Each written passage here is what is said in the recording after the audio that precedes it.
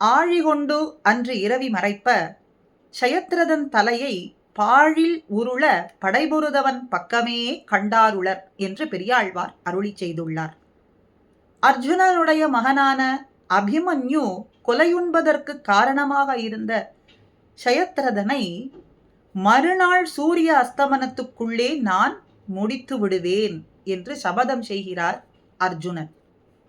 இதை அறிந்த ஷயத்ரதன் சூரிய அஸ்தமனத்துக்கு முன்பு நான் வெளியே வருவதே இல்லை என்று சொல்லி ஒரு இடத்துல ஒளிந்து கொள்கிறான்.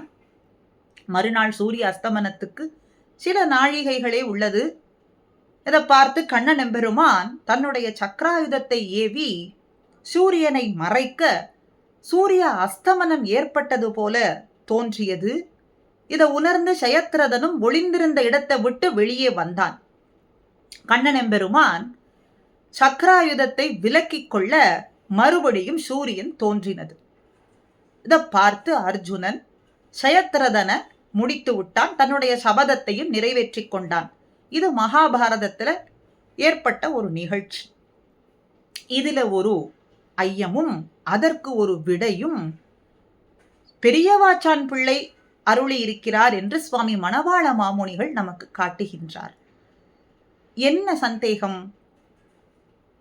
ஆதித்யனுடைய ஒளியானது மிகவும் தேஜஸ் உடையது, மகா பிரகாசகமாக இருக்கக்கூடியது. ஆனால் எம்பெருமானுடைய சக்கராயுதமோ அதைவிட பல மடங்கு ஒளி புடைத்ததாக இருக்கின்றது. அப்போ இந்த சக்கரத்தை கொண்டு ஆதித்யனை மறைத்ததுன்னு சொன்னா எப்படி இருளானது ஏற்பட்டிருக்கும்? இந்த சக்கரத்தினுடைய ஒளியோடு அந்த ஆதித்யனுடைய ஒளி சேரும் பொழுது மிகவும் பிரகாசகமாகத்தானே இருக்கும். இருளானது தோன்றி எப்படி அஸ்தமனம் ஏற்பட்டது அப்படின்னு ஒரு சந்தேகம். இதற்கு பதில், ஆதித்யனுடைய ஒளி நம்முடைய கண்ணுக்கு ஓரளவு பட்டிருப்பதனால இந்த லோகத்தினுடைய இருளை போக்கி ஒளியை கொடுக்கிறார். நம் கண்ணுக்கு ஏதோ பார்க்கலாம் படிக்கு இருக்கின்றது. ஆனால் எம்பெருமானுடைய சக்கரத்தினுடைய ஒளியோ அநேகம் ஆதித்யர்களினுடைய ஒளி தன்னுள்ளே கொண்டது. நம் கண்ணாலே பார்க்கிறதுன்னு சொன்னா அது சாத்தியம் அல்ல.